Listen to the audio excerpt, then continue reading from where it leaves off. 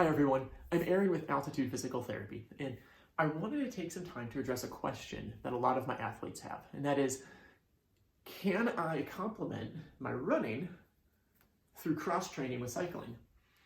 Well, the answer to that question is a little bit more complex than just yes or no.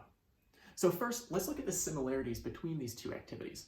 One, they both take place in the sagittal plane primarily, and that is forward and backwards. And the second is they're both really good activities for your cardiovascular health.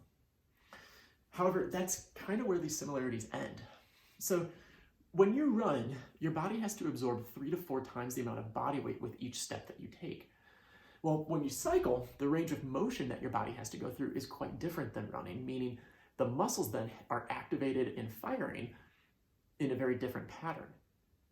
So a better way to look at cross-training for these activities is, how do I now load them in a way that best complements the activity? And the best way to do that is through strength training. So when we strength train now, what we want to do is incorporate all 3 planes of motion.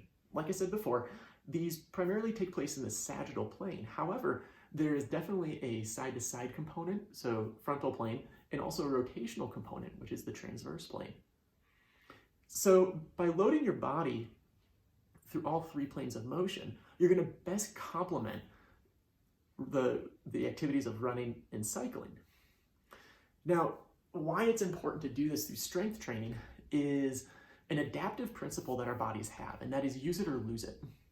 And that is, if we load our body appropriately, we're using the tendons, the muscle, and the bone so that they now know how to accept those loads. But if we don't load structures appropriately, your body learns that it just doesn't need to. Now, the downside to this is, if you've taken some time off from running and decide, hey, I'm going to go right back to it, this is when injuries can occur, because the body doesn't know how to now accept that load and that demand. So by cross-training through strengthening, your body will be able to learn and grow in accepting those demands.